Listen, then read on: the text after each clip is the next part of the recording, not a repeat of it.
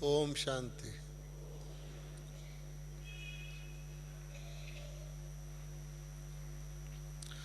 बाबा के बेहद परिवार को मिलने का अवसर यहाँ पर ही होता है। हम जितने भी भाई बहन यहाँ आए हुए हैं, आपको अनुभव होगा कि इतना बड़ा परिवार सिवाय शिव बाबा के और किसी का नहीं हो सकता।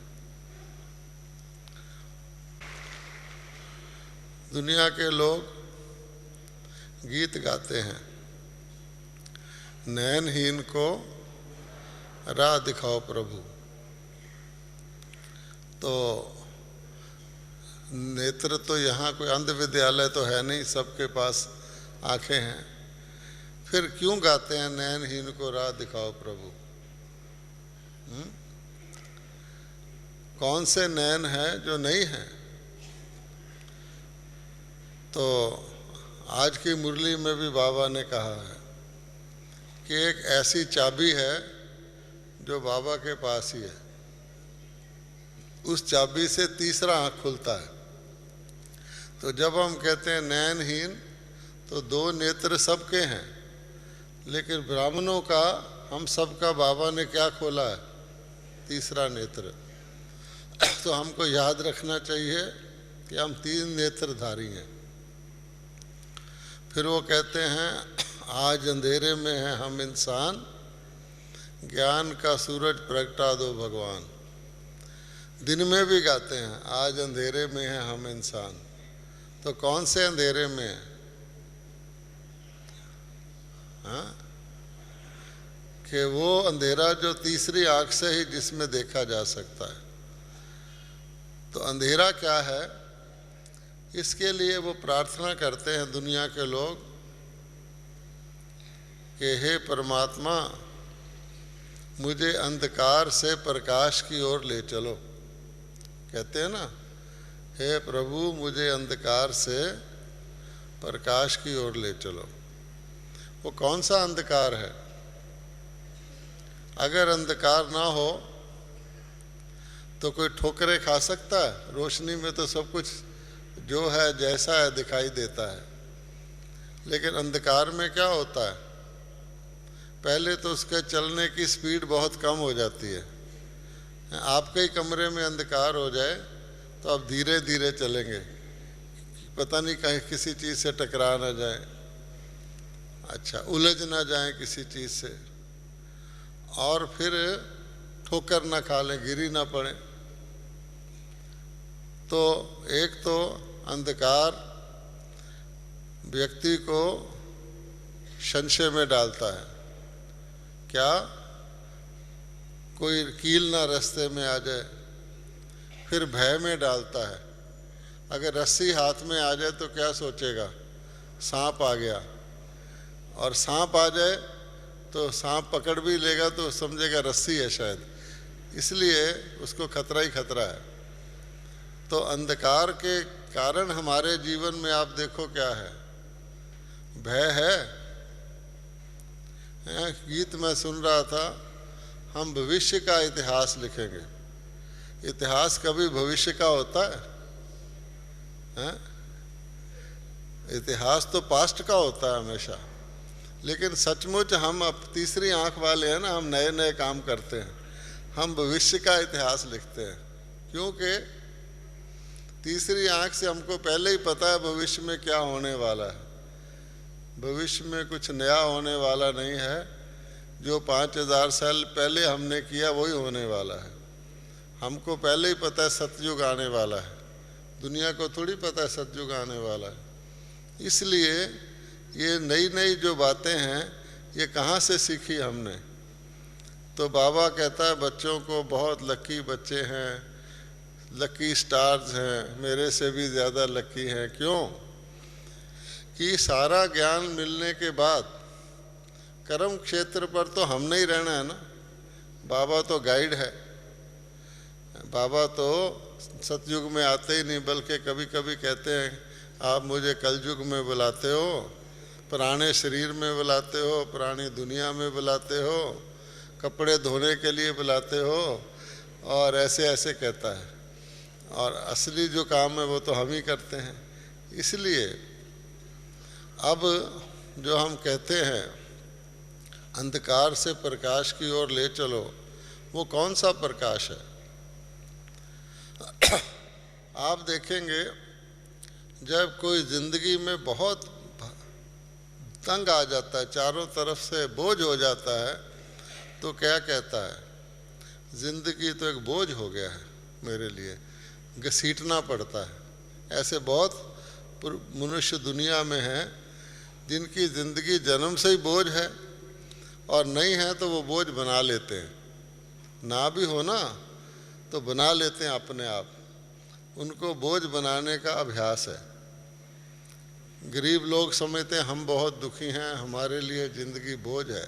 शायद अमीरों के लिए बहुत मौज होगा, सुखी होगी, लेकिन अमीर जो है मकड़ी की तरह अपने ही जाले में फंसकर वो भी बोझ बना लेता है। मकड़ी जाला बुनती है दूसरों को फंसाने के लिए, लेकिन सबसे पहले तो उसमें खुद ही फंसी रहती है, नहीं तो जाएगी कहाँ। इसलिए ये बाबा ने क्या बताया है कि समय को अगर आप देखें तो समय दुनिया में सबसे बलवान चीज़ है। समय, उसके आगे किसी का बस नहीं चलता। अगर रात का समय है तो सबके लिए क्या हो गया, सबके लिए रात हो गई। ऐसा तो नहीं रात का समय किसी के लिए दिन होगा, ऐसा तो नहीं होता। अच्छा, अमीर के लिए भी रात, गरीब के लिए भी रात, थानेदार के लिए भी रात, चोर के लिए भी रात। अब इसी तरह से जब हम कहते हैं इस पाप की दुनिया से दूर कहीं ले चल, ये हो गई पाप की दुनिया, तो पाप की दुनिया में जितने लोग रहते हैं वो क्या कहलाएंगे? पुण्यात्मा कहलाएंगे। वो तो रिक्वेस्ट कर रहे हैं, हे पिताजी हमें कहीं दूर ले चलो। कहाँ ले चलो ये भी पता नहीं। बाबा ने आज भी कहा है कि शांति मांगते हैं, शांति चाहिए, शांति चाहिए। शांति किसकी शांति चाहिए? मन की शांति चाहिए। मन अंदर है या बाहर है? बाहर है। शांति मन की चाहिए और ढूंढ रहे हैं रेफ्रिजरेटर की दुकान पर, एयर कंडीशनर की दुकान पर, सोफे की दुकान पर, कि शायद ये लाने से मन की शांति हो जाएगी। जिनके पास ये चीज़ें हैं, क्या वो मन की शांति में हैं? सारी चीज़ें इकट्ठी कर लो। जब मन अंदर है तो मन की शांति अंदर होगी या बाहर होगी? इसलिए वो दो आँख से देखते हैं, उनको बाहर बाहर दिखाई पड़ता है। आप तीसरी आँख से देखते हैं तो आपको अंदर दिखाई पड़ता है कि जो चीज़ जहाँ है वहाँ ढूंढनी चाहिए। कहते हैं एक व्यक्ति बिजली के खंभे के नीचे कुछ ढूंढ रहा था। बोला क्या ढूंढ रहा है? कहता है मेरी अंगूठी गुम हो गई है घर में। तो उसने कहा घर में गुम हो गई तो तू बिजली के खंभे के नीचे सड़क पर क्यों ढूंढ रहा है? कहते यहाँ लाइट है ना इसलिए ढूंढ रहा हूँ। अब बताओ कि हम ये थोड़ी है कि जो ऐसे रास्ते जाने बगैर चल पड़े।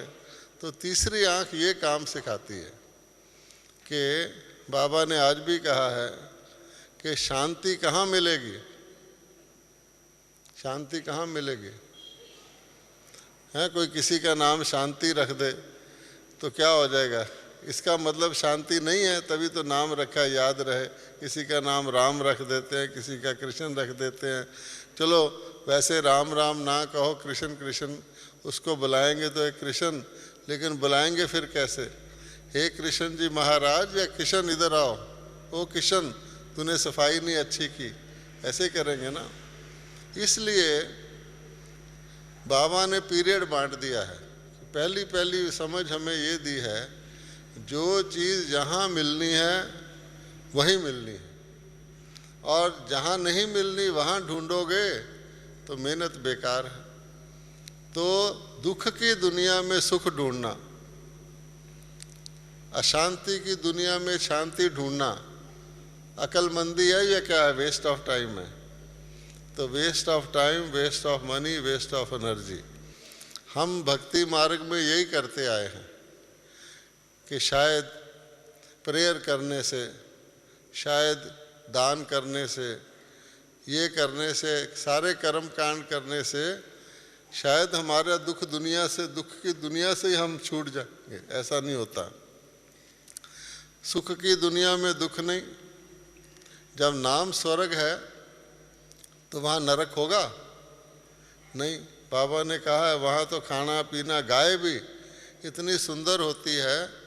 आजकल भी गाय का छोटा बछड़ा हो, बड़ा रंग बिरंगा हो तो बहुत सुंदर होता है। हाँ, हमारे मथुरा के सेंटर में मेरी लौकिक माँ रहती थी। वहाँ एक गाय ने बछड़ा दिया, बहुत प्यारा था। वो उससे खेलती थी, आ जाता था बछड़ा ऐसे ऐसे करके, हमारी लौकिक माँ के सीने पे वो सिर रख देता था और मेरी माँ उसको प्यार करती थी। एक बारी मैं चले गया तो मैंने कहा आपको मेरे से ज़्यादा प्यार है या बछड़े से? बोली दोनों से। अच्छा, अब आप देखो इसी प्रकार से, और लोग खा जाते हैं बछड़े को, इसको उसको खा जाते हैं, गंदी गंदी चीज़ें खाते हैं। इसलिए बाबा ने बताया है, सबसे बढ़िया बात हमें क्या बताई है कि सतयुग से लेकर कलयुग तक जिस युग में आप होंगे वैसे ही आप होंगे। आप सतयुग में रहकर त्रेता के नहीं बन सकते, त्रेता में रह के सतयुग के नहीं बन सकते, कलयुग में रहकर आप द्वापर के नहीं बन सकते, और घोर कलयुग में रहकर आप कम कलयुग वाले भी नहीं बन सकते। अब क्या किया जाए? तो सबसे ये तो हुई पहली बात। फिर दूसरी बात क्या बताई है? बाबा बताता ही उस वक्त है जब छूटने का टाइम हो। अगर पहले ही बता दे, सतयुग के देवताओं को पता लग जाए हमें आगे कलयुग में जाना है, उनका तो सुख ही खत्म हो जाएगा, है ना। इसलिए हिस्ट्री फ्यूचर की नहीं लिखी जाती। अब बाबा कहता है ऐन मौके पर जब आप तंग हैं, दुखी हैं, जाने को तैयार हैं, तब मैं बताता हूँ। तो अब क्या खुशखबरी बताता है सबसे बड़ी, जो किसी को पता नहीं। अगर आप देखें तो हम बहुत सारी बधाई के पात्र हैं। जैसे किसी को बहुत ज़्यादा कोई अच्छी चीज़ें मिल जाती, कहते बधाई हो, तेरे घर में बेटा पैदा हो गया, बधाई हो, तेरे घर में ये हो गया, पैसा आ गया, बधाई हो, तेरी लॉटरी निकल गई, बधाई हो, तू रोग से ठीक हो गया, तू मुकदमा जीत गया। आजकल तो ऐसी बधाइयाँ होती हैं। तो बाबा ने हमको कितनी बधाइयाँ दी हैं, और पहले देता गया वरदान, फिर देता गया बधाई। संभालने का काम हमारा। सबसे पहली बधाई क्या दी कि देखो, हम पहले समझते थे हम सांप बनेंगे, बिच्छू बनेंगे, छिपकली बनेंगे, कॉकरोच बनेंगे, हैं, मच्छर बनेंगे, मक्खी बनेंगे, सोचते थे ना।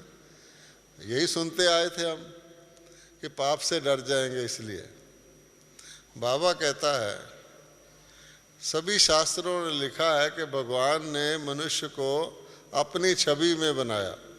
God created man in his own kind, है ना। अब परमात्मा ने अगर मनुष्य को अपनी छवि में बनाया तो देवता बनाया होगा या मच्छर बनाया होगा या मक्खी बनाया होगा? सोचने की बात है। तो बाबा ने हमारा ये भ्रम दूर कर दिया कि तुम बच्चा देवता से मनुष्य बन सकते हो, मनुष्य से देवता बन सकते हो, लेकिन कभी भी कॉकरोच नहीं बन सकते। अच्छा, तो कितनी अच्छी बात है, इसके लिए आपको बधाई हो। कम से कम हम सब तो जानते हैं कि हम कॉकरोच नहीं बनेंगे। अच्छा, अब मनुष्य तो हम ऑलरेडी हैं, इसलिए अब हमें देवता बनना है। सिंपल बात बताई। दूसरा क्या बताया? आजकल की दुनिया की हालत देखकर लोग बहुत परेशान हैं, भयभीत हैं। वो कहते हैं कभी तूफान आ जाता है, कभी आंधी आ जाती है। सबसे ज़्यादा परेशानी का कारण है अकाल मृत्यु।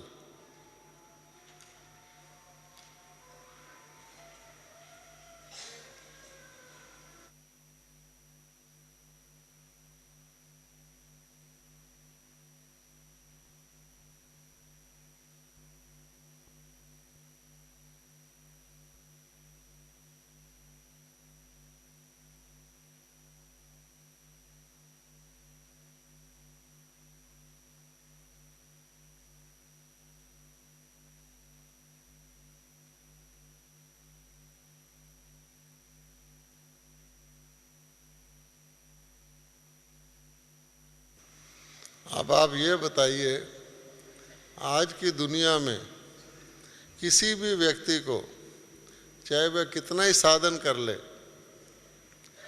कितना ही लाइफ इंश्योरेंस करा ले, क्या उसको अपनी आयु का गारंटी है? चाहे वह यंग है, चाहे बच्चा है, चाहे जवान है, चाहे कोई भी है, अरबपति है, कोई व्यक्ति को अपनी पूरी आयु की गारंटी है? तो बाबा ने हमें क्या कहा कि इसका नाम क्या है? मृत्यु लोक। कि इस मृत्यु लोक में जो व्यक्ति ये समझेगा मैं बेटाइम मर जाऊंगा, वो कभी सुखी नहीं रह सकता। रह सकता है? नहीं रह सकता। इसलिए जैसे जंगल होता है, शेर निकला, जिसको भी देखा हिरण मिला, कोई मिला, उसको झपट लिया।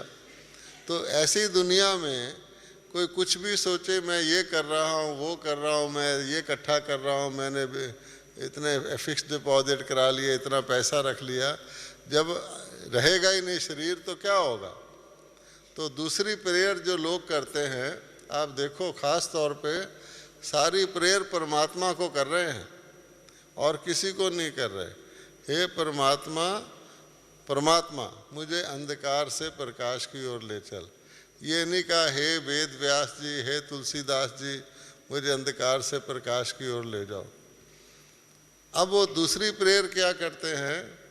हे परमात्मा मुझे मृत्यु से अमरत्व की ओर ले जाओ, मृत्यु लोक से अमर लोक ले जाओ।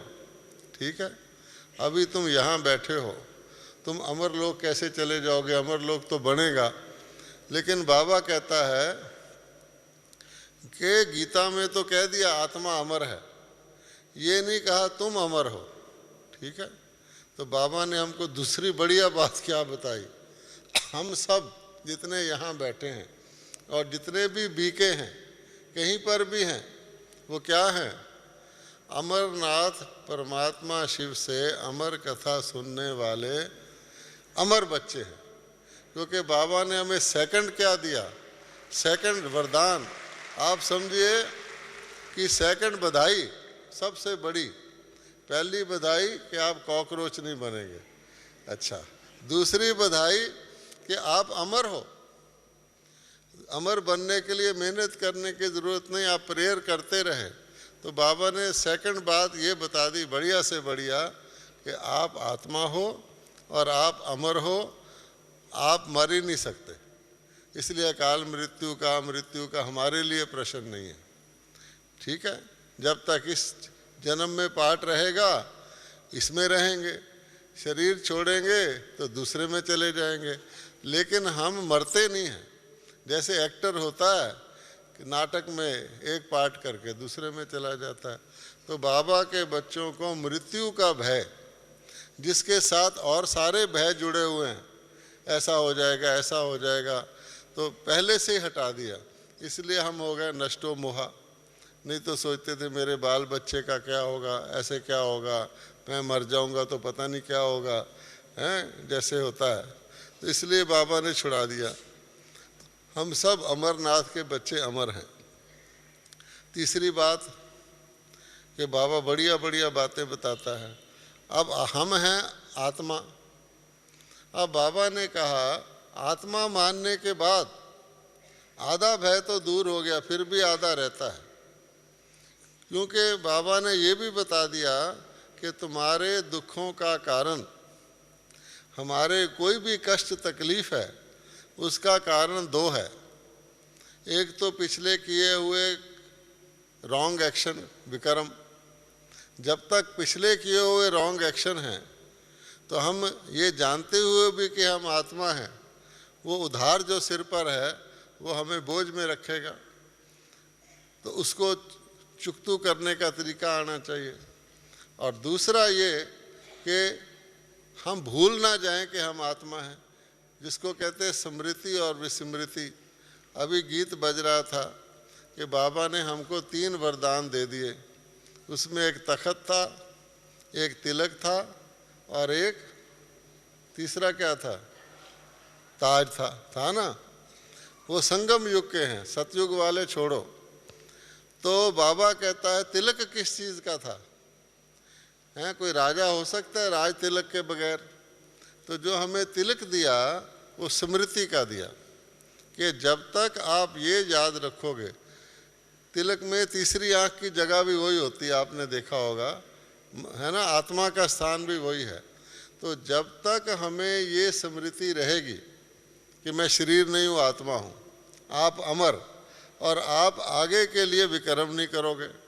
और जो ही स्मृति से विस्मृति हुई, तिलक मिटाया, तो बॉडी कॉन्शियस बने, आपसे विक्रम होना शुरू हो जाएगा। लाख यत्न कर लो, जो ही सोल कॉन्शियस से हटे, बाबा कहता है हियर नो इवल, किसी की फालतू बात सच्ची झूठी सुनने को करने लग पड़ेंगे। अच्छा ऐसा है, ऐसा है, हमारे अंदर वो पाइप गंदा पानी जा रहा है, हम ये नहीं सोचते, इंटरेस्ट लेने लग जाते, क्योंकि वो दरवाज़ा खुल जाता है। इसी तरह से अहंकार का खुल जाएगा, लोभ का खुल जाएगा, काम का खुल जाएगा। तो बाबा ने कहा है कि ये जो है अमर का वरदान तो दिया, उसको कायम रखने के लिए अमर की स्मृति का तिलक होना चाहिए। तो दो चीज़ें बताई हैं। एक तो क्योंकि हमारे 50% बहन भाई नए हैं, इसलिए मैं थोड़ा रिवाइज कर रहा हूँ। एक तो बाबा कहता है एवर हेल्दी बनना है, यानी आत्मा को सदा शक्तिशाली स्वस्थ बनाना है। स्वास्तिका का मतलब है जो चारों युगों में चक्कर लगाए।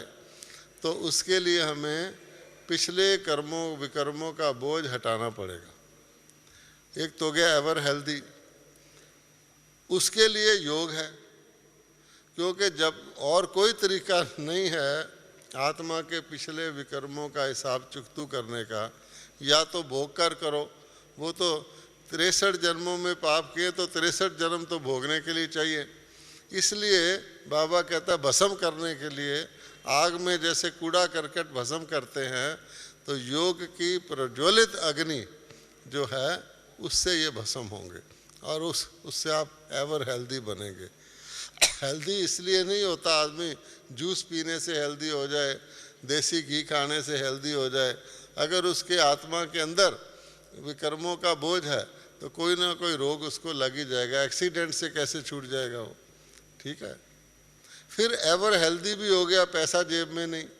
तो बाबा कहता है एवर वेल्दी के लिए ज्ञान, जो बाबा ज्ञान के रत्न दे रहा है, आज भी मुरली में आया है कि तुमको मैं इतने ज्ञान रत्नों से भर देता हूँ जो एक जन्म तो क्या बेशुमार, बेशुमार मैंने अनगिनत, जिसको आप गिनती ना कर सके।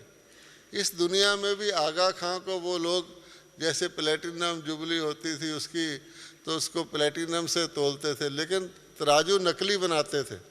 अब आगा खां 2 मन का, 2 मन प्लेटिनम कहाँ से लाएंगे? तो धोखे वाला तराजू बना के जिसमें जितना एक किलो लगाना है तो 1 किलो में ही आगा खां तुल जाता था। तो मतलब ये ट्रिकी में होता था उनका बैलेंस। तो बाबा कहते हैं ऐसा धोखा बाबा तो नहीं करते ना, तो बाबा हमको माला माल कर देते हैं। उसके लिए बाबा कहते हैं अपनी झोली तो खाली करो। अगर किसी ट्रेन के डब्बे में या बस में खचाखच भीड़ भरी हुई है और आप उसमें चढ़ना चाहते हैं, तो जब तक सवारियां उतरेंगे नहीं, आप वेट नहीं करोगे भी अगले वाले उतर जाए, तो चढ़ के कहाँ चढ़ोगे।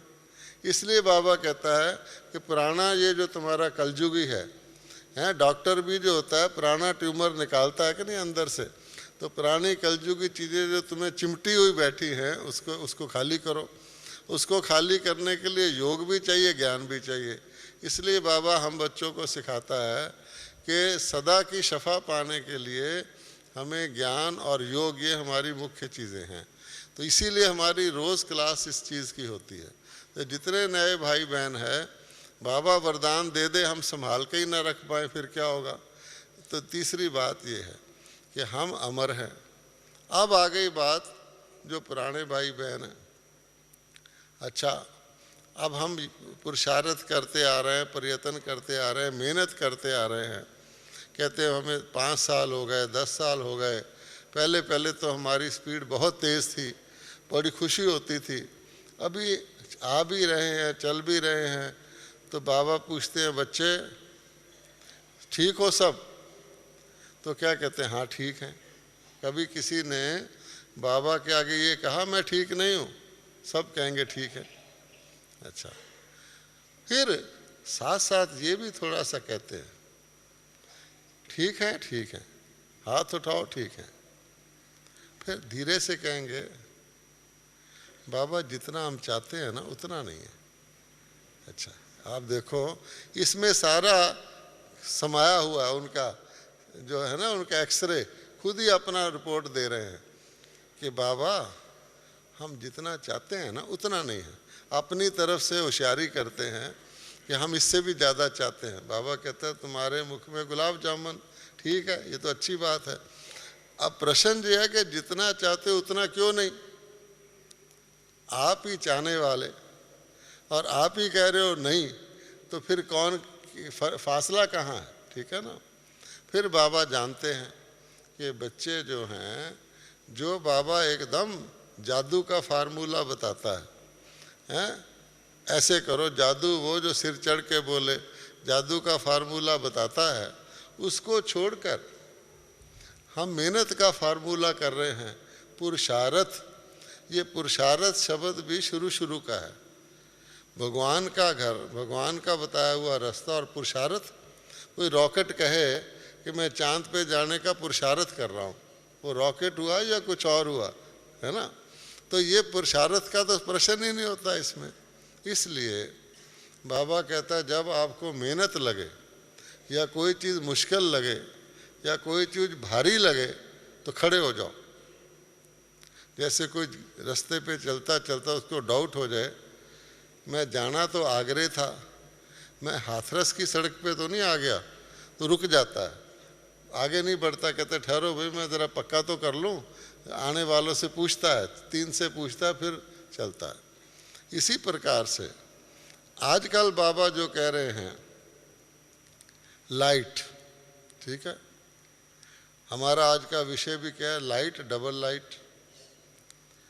अब लाइट शब्द जो है ये हमारी स्पीड को बताता है कि इस समय हमें किस स्पीड से चलना है, लाइट की स्पीड से। साइंस वाले भी कहते हैं कि दुनिया में फिजिकल स्पीड जो है वो सबसे ज़्यादा लाइट की है और हमारी तो आध्यात्मिक स्पीड है। अब लाइट बनने में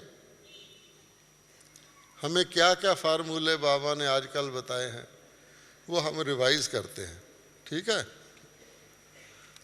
पहली बात, शरीर और आत्मा। शरीर और आत्मा में लाइट कौन है, शरीर या आत्मा? शरीर की स्पीड क्या है? शरीर को तो जिस वाहन में बैठाओगे उसी की स्पीड से शरीर की स्पीड होगी, लेकिन आत्मा की स्पीड क्या है? आप ज़रा सोचने की बात है। आत्मा शरीर के पिंजरे में बंद है, तो या तो शरीर के पिंजरे से अलग हो तब उसकी स्पीड असली पर आए, लेकिन जब पिंजरे में बंद है तो आत्मा की स्पीड उसके मन से नापी जाती है। मन तो उड़ सकता है ना। आप पिंजरे में बैठे हैं, आत्मा जेल में है, लालू प्रसाद यादव जेल में है, लेकिन उसका मन तो फ्री है, अब वो तो उड़ सकता है ना। तो आपने ये सोचना है कि हमारा मन कहीं तो बहुत स्पीड से जाता है और कहीं धीरे धीरे जाता है फिर वापस आ जाता है। ऐसा क्यों? आप देखिए आजकल के समय में नेगेटिव बात में मन बहुत तेज स्पीड से जाएगा, रुचि भी लेगा, नेगेटिव को सशक्तिकरण भी करेगा, एम्पावर करेगा उसको। किसी से आपकी दुश्मनी हो जाए, किसी से आपको नफ़रत हो जाए, नेगेटिव जितनी भी बातें हैं, किसी से ईर्ष्या हो जाए, तो मन नींद भी उड़ जाएगी उसकी बात को सोचते सोचते। किसी का मुकदमा हो जाए, कोई आपको तंग कर दे या आप किसी को तंग करना चाहें, तो उसके लिए जितने उस संकल्प को ताकत देने वाली चीज़ें हैं वो बहुत इकट्ठी हो जाएंगी। अगर आपने टेस्ट करना हो, अमृत वेले देखो, अमृत वेले क्या होता है? जो ही अमृत वेला आया रोज़ आप देखो क्या होता है। जो ही अमृत वेला आया, बुद्धि कहती बाबा ने कहा वो अमृत वेला बड़ा पावरफुल होना चाहिए। रात को देर से सोएंगे, 3 बजे भी उठ जाएंगे, फिर सो जाएंगे। अमृत वेले शरीर के सारे अंग ऐसे टूटना शुरू कर देते हैं जैसे जान ही नहीं है। आप देखिए, हैं ऐसे टूटेंगे, पता नहीं प्राण ही नहीं है, क्या हो गया है। बुद्धि कहेगी उठ उठ उठ, क्या, अच्छा उठेंगे तो बड़ी तकलीफ से। अच्छा, और अमृत वेला पूरा हो जाए, आप देखो घड़ी में अमृत वेला पूरा हुआ तो इतने एक्टिव हो जाएंगे, फटाफट उठ के, ना आलस रहेगा, ना सुस्ती रहेगी, ना कुछ रहेगा, फटाफट तैयार हो जाएंगे। जैसे कॉकरोच किचन में भागता है ना, भागना शुरू कर देंगे। हम कॉकरोच नहीं बनते, मैं एग्जांपल दे रहा हूँ। अच्छा, अब आप देखिए इसका कारण क्या है। ये तो मन की बात है ना। अगर अमृत वेले आपको और कोई काम कह दे कि जाओ भाई गाड़ी से उसको रिसीव करके आना है, एयरपोर्ट से रिश्तेदार को लाना है, या अपनी बिल्टी छुड़वानी है, जो भी है, तो आप उठ जाओगे। लेकिन ये वाला जो अमृत वेला है, इसमें हड्ड पैर क्यों टूटने लगते हैं? क्यों? कमाई का टाइम है ना। तो माया ऐसा इंजेक्शन लगा देती है। अच्छा, और माया का काम करना तो एक्टिव हो जाएंगे अमृत वेले। भाई लोगों को कहीं जाना आना, और शेव शूव करके 3 बजे रेडी सूट बूट पहन के खड़े हो जाएंगे। लेकिन वैसे, और अमृत वेला पूरा हुआ, फिर देखो, फिर वो माया का राज शुरू हो जाता है ना, फिर उसी तरह एक्टिव हो जाएंगे। ये है प्रभाव। तो इसमें हमें सावधान रहना है, क्योंकि किसी चीज़ को आप बार बार बाबा ने कहा अभ्यास नहीं करोगे तो क्या होगा। अभी बाबा ने एग्जाम्पल दिया था कुंभकर्ण का। वो इसी उम्मीद में था मैं बहुत ताकतवर हूँ, बहुत शक्तिशाली हूँ, हैं, शत्रु आ जाएगा मैं खड़ा हो जाऊँगा, मैं तो होशियार हूँ। तो बाबा ने कहा इस अलबेलेपन के कारण कुंभकर्ण ने प्रैक्टिस नहीं किया, रोज़ रोज़ उस चीज़ को अपनी नेचर नहीं बनाया, और अंत समय धोखा खा गया। इसी प्रकार से बाबा ने कहा ये भी हमारे ऊपर लागू होता है। मिसाल ये हमें पता भी है, फिर हम अलबेलेपन में आके उसको नेचुरल नेचर नहीं बनाते। जब मेरे को बहुत साल पहले मुझे सबसे ज़्यादा तकलीफ़ अमृत वेले उठने में होती थी। मैं कॉलेज में पढ़ता रहा, 7 बजे उठता था, 7 बजे सुबह। अच्छा, रेडियो सिलोन आता था कि उसकी ट्यून से मैं उठता था। उससे पहले मेरे घर वाले उठाए, मैं फिर सो जाता था। अब मेरे को ज्ञान मिला, मैंने कहा हाँ भाई उठना तो है। बुद्धि ने कहा उठना तो है, कैसे उठे। फिर मैंने अपने साथ दलील किया कि देखो होटल में चाय बनाने वाले लड़के सुबह 3 बजे उठ के आग जलाते हैं, न्यूज़पेपर लाने वाले न्यूज़पेपर लाते हैं, डबल रोटी वाले डबल रोटियां ला इकट्ठी करते हैं सुबह, मैं क्यों नहीं उठ सकता। ऐसे करके किसी को अपने ससुराल जाना हो, वो नहीं उठ के गाड़ी में जाता, मैं क्यों नहीं उठ सकता। ऐसे कर करके मैंने अपनी बुद्धि को मनाया, क्योंकि जब तक बुद्धि मन के साथ नहीं होती ना तो दिक्कत पैदा हो जाती है। इसलिए अब इसका बेसिक कारण क्या है कि हमारे को खींच पड़ती है। किसी को रस्साकशी आपने देखी होगी, टग ऑफ वार, इधर भी होते हैं खींचने वाले, उधर भी होते हैं खींचने वाले। कभी वो खींच लेते हैं, कभी वो खींच लेते हैं। फिर जो पलड़ा भारी होता है वो खींच लेता है, फिर वो गिर जाते हैं, फिर दूसरी बारी शुरू करते हैं। इसलिए बाबा कहता है कि लाइट बनने में पहला विघ्न तो है बॉडी कॉन्शियस, सीधी बात है, हम पिंजरे में हैं। दूसरा ये है कि हमने आत्मा के अंदर कौन कौन सा बोझ भरा हुआ। हमारा हिसाब किताब का बोझ है, चलो वो तो पता है। उसके बाद मोह का बोझ है। मुरली में बाबा ने कहा है मोह वाला व्यक्ति जिससे मोह है उसके दुख को अपना दुख समझता है। आप देखो हैं क्या शानदार बात, अनुभव की बात है। मोह वाला व्यक्ति जिसके साथ मोह है, अगर उसको दुख हो गया उसको अपना दुख समझता है। दशरथ क्यों मारा गया? वनवास तो राम को हुआ था ना, दशरथ क्यों मारा गया? मोह के वश। कई बार ऐसा होता है, अर्थक्वेक आता है, कोई फायर लग जाती है घर में, लोग बाहर निकल आते हैं, फिर जिससे मोह होता है उसको बचाने जाते हैं और साथ ही सुहा हो जाते हैं। इसलिए ये जो है मोह, अभिमान, अपनी विशेषता की नशा, धन वाले को धन का नशा होगा, बुद्धि वाले को बुद्धि का नशा होगा, परिवार में बड़े बड़े रिश्तेदार, किसी का अमेरिका में फलाना है उसका नशा होगा, तरह तरह के नशे हैं। तो क्योंकि हर एक को रावण ने अपने अपने रस्सी से बांध के खड़ा किया हुआ है, तो उस नशे में जीते हैं, वो रावण के माया के नशे हैं। तो बाबा कहता है इन नशों से निकालोगे तब पवित्रता धारण होगी। एक बारी बाबा ने हमें बताया था कि आत्मा के रॉकेट को उड़ने के लिए शुद्ध संकल्प का पेट्रोल चाहिए, शुद्ध संकल्प। अब आप सोचिए, आत्मा का रॉकेट, मन भी आपका कैसे उड़ता है? मन का नाम ही संकल्प है, लेकिन आपका मन जिस तरह का संकल्प होगा उधर उड़ जाएगा। आप उसको कहो इधर चल, परम धाम की तरफ चल, स्टार्ट करोगे परम धाम की तरफ, लेकिन अगर अपने भांजे में मोह होगा तो रास्ते में भांजे की तरफ चला जाएगा। आप कहेंगे हैं इधर को शुरू किया था, ये भांजा कहाँ से आ गया, छोड़ो इसको।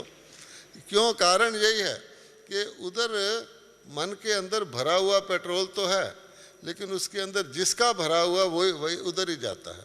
तो मन जिधर हमने अपनी रुचियां रखी हुई हैं, जिधर हमारे झुकाव हैं, जिधर हमारे लगाव हैं, या जहाँ से हमें दबाव आता है, मजबूरी से भी मन खिसक जाता है। इसलिए हमें अगर शुद्ध संकल्पों का पेट्रोल भरना है तो बाबा ने इस बारी जो 2-3 मुरलियाँ अभी तक चलाई हैं और जो अब चलाने वाले हैं आज, उसको गौर से साथ साथ फॉलो करेंगे तो आपको बहुत अच्छा भी लगेगा और आसान भी होगा।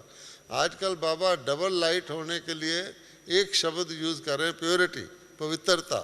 ये ब्राह्मणों का फाउंडेशन पवित्रता है, ब्राह्मणों का श्रृंगार पवित्रता है, ब्राह्मणों का जेवर पवित्रता है।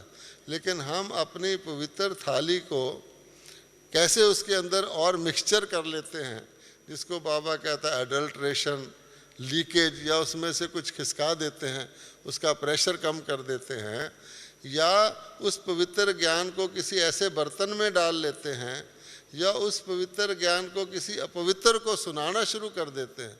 अभी तो मुरली में आया है कि ज्ञान रूपी रतन पात्र को सुनाओ, किसी ऐसे वैसे के साथ टाइम वेस्ट करके अपने को थकाओ नहीं।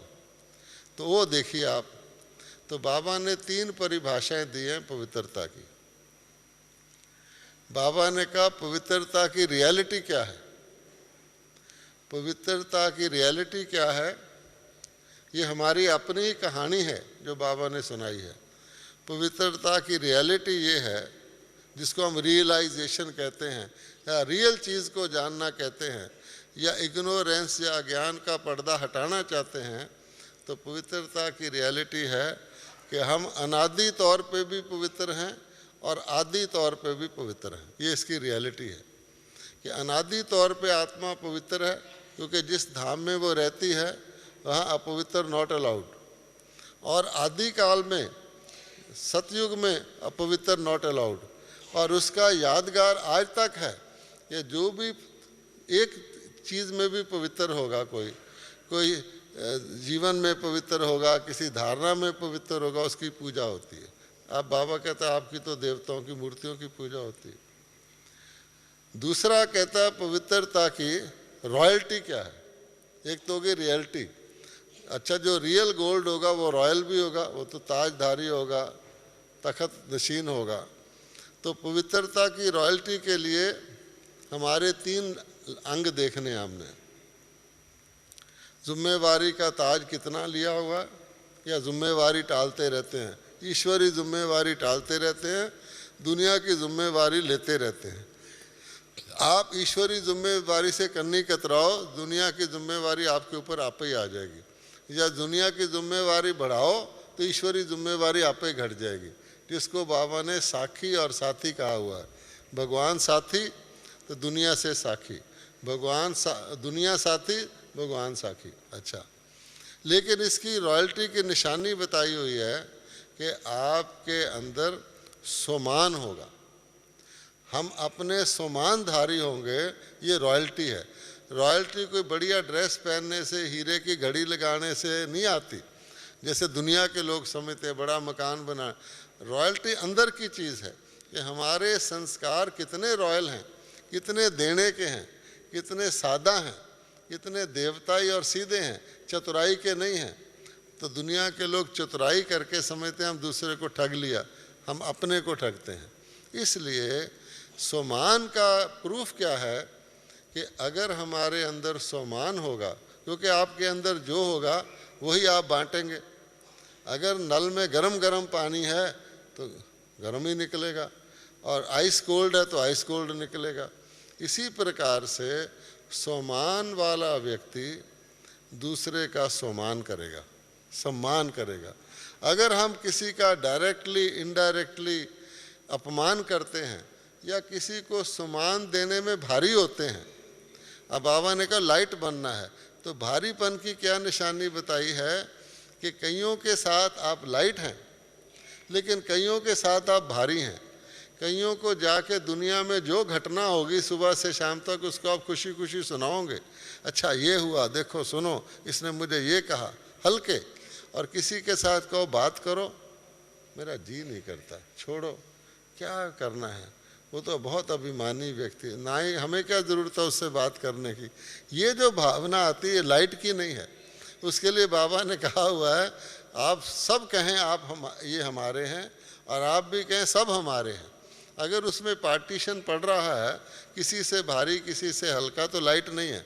और उसका कारण क्या है कि हमें पवित्रता की रॉयल्टी को धारण नहीं किया हुआ, स्वमानधारी नहीं है।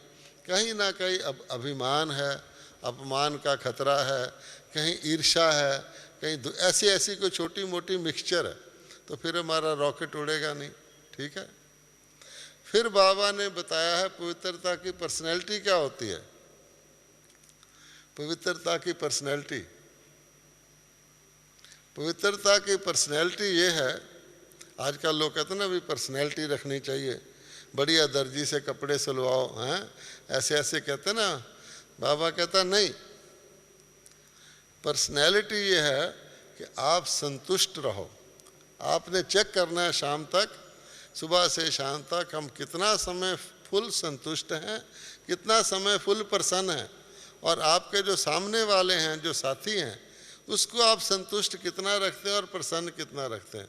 कोई आपका साथी आपकी कंप्लेंट तो नहीं, उसके दिल में दुख तो नहीं है। तो ये तीन बातें बाबा ने बताई हैं। अच्छा अब आगे चलो। बाबा कहते हैं कि लाइट होने में आपको देखना मेरे संकल्प सदा लाइट हैं या मेरे संकल्प किसी के लिए भारी हैं किसी के लिए लाइट है। मैं किसी से आसानी से बातचीत कर सकता हूँ, किसी से बोलने में मुझे झिझक आती है। किसी के संबंध में मैं आसानी से आ सकता हूँ, किसी से संबंध दूर दूर का रखता हूँ, बस गुजारे लायक रखता हूँ, फॉर्मल रखता हूँ। किसी से संपर्क करके मुझे खुशी होती है और किसी से संपर्क मैं ज़रूरत के वक़्त करता हूँ, ये निशानी है। इसलिए अगर आप अंदर से चेक करेंगे आपको कई चीज़ें पुल करने वाली होंगी जो आपको अनजानी रस्सियाँ हमको खींच के बैठी हुई हैं।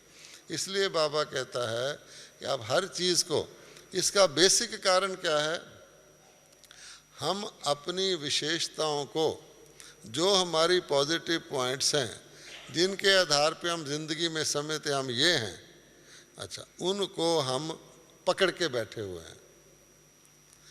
ठीक है, भाई दादी से मिलना है, ठीक है, ग्रुप मिल रहा है, ठीक है, मैं ज़रा आगे जाके मिलूँ, दादी कम से कम देख ले कि मैं मिला, मैं फलाना हूँ, है ना, एक सूक्ष्म चीज़ है।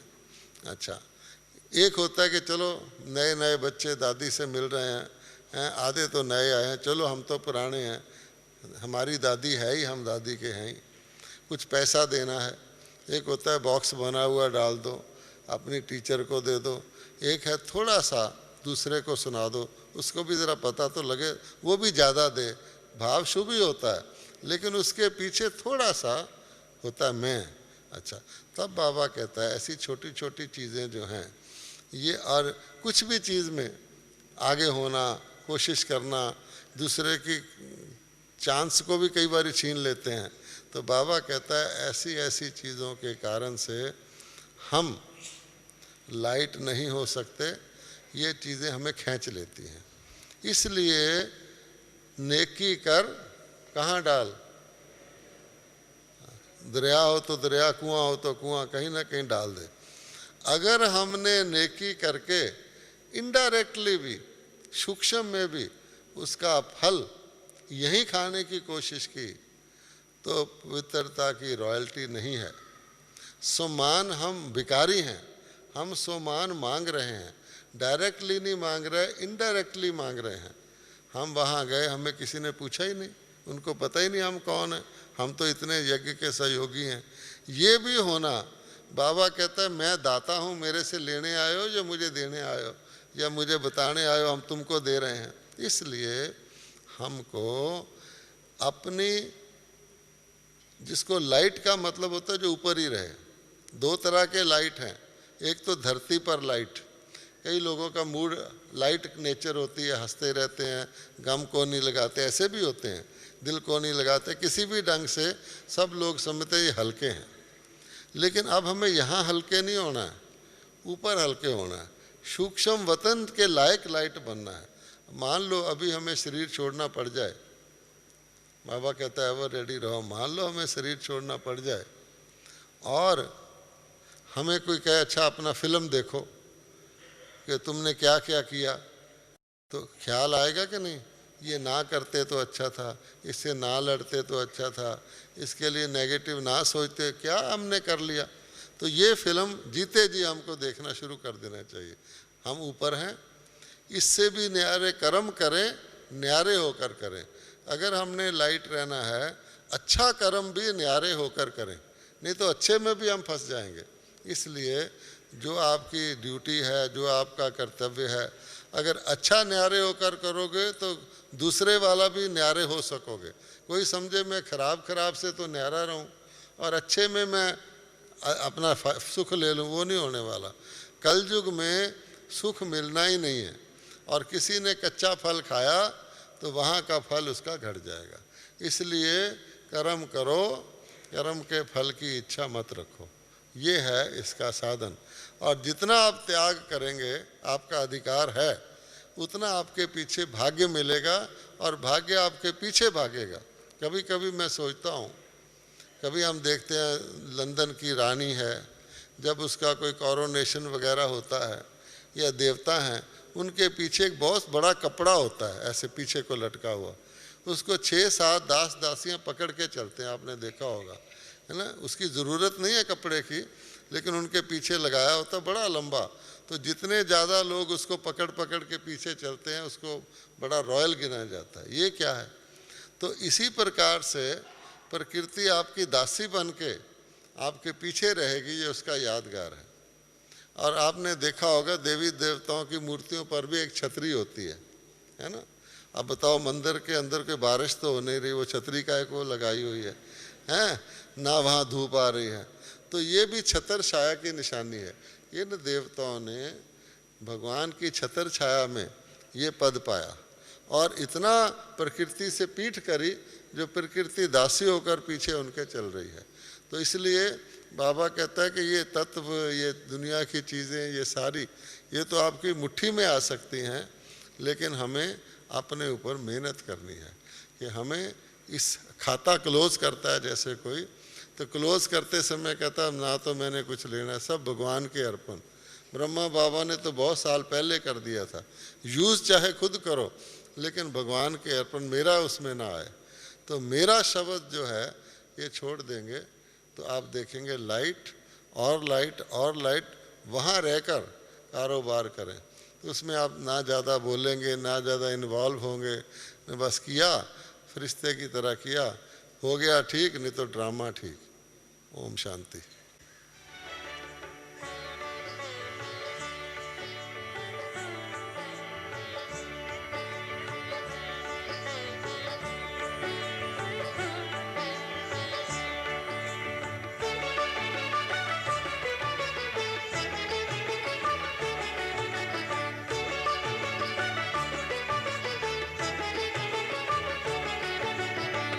फरिश्तों का देख लो अनोखा ये संसार, निर्विकार ये परम धाम है, प्रकाश पारावार।